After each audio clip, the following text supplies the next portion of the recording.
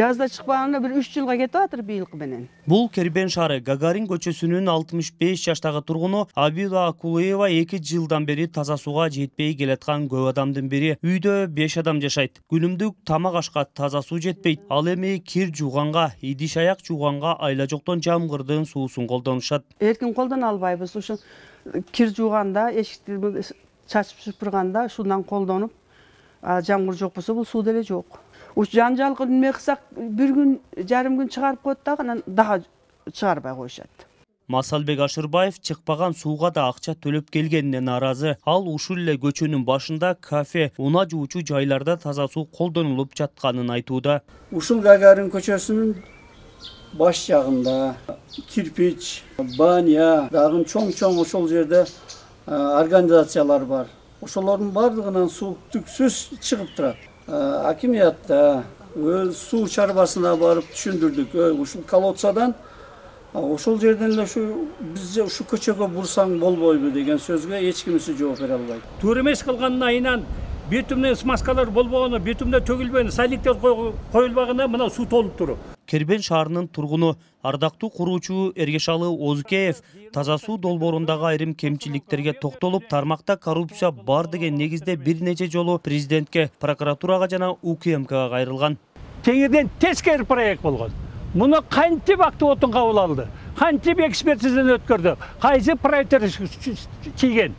Муну ушуга акча бөлгөн адамдарда жооп бериш керек да, урматтуу президент.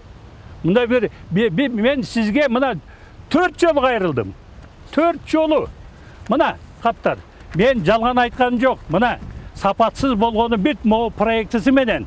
Мына 45 километр турба кандай коюлушу турат. Ушунун бир өзү атарылган жок. 1 килограмм песок төшөлгөн жок. 1 килограмм. Басылоне укатка болгон жок. Мына эми турбалар чөгүп, ийилип, шейилип, кербенде жарылып, суудун жетпей эле жатат.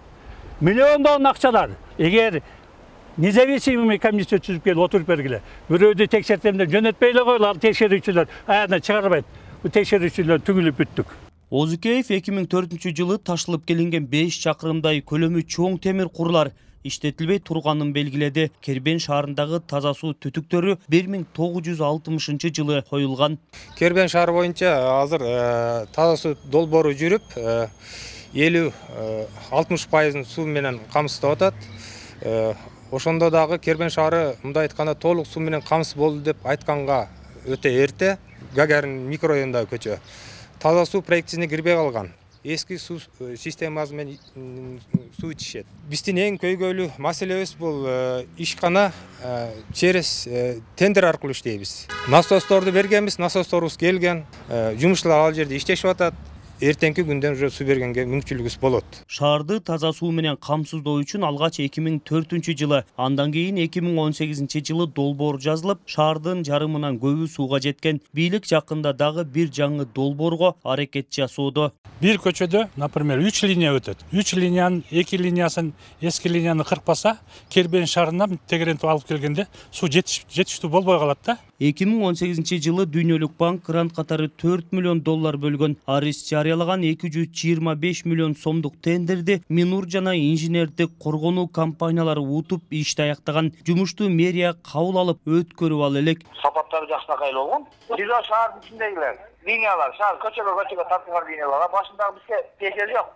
Көп көчөлөргө баягы биринчи кылганда асфальт болбой, кийин асфальт болуп, жол көтөрүлүп кеткен. Ансынан ошолордон келет экен да. Алар толугу кылынат эле. Кербен шаарында 4000 суу колдонуучу бар, жалпысынан 180 чакырымдай суу куруу тейлинет. Талгат Абжайлуулу, Азаттык, Жалал Абад облусу.